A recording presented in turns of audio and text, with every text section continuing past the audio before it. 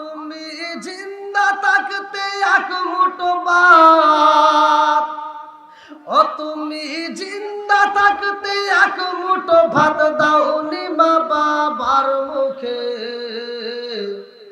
মরলে খাওয়াও পাড়ার লোক ডেকে মন আমার, মরলে খাওয়াও পাড়ার লোক ডেকে।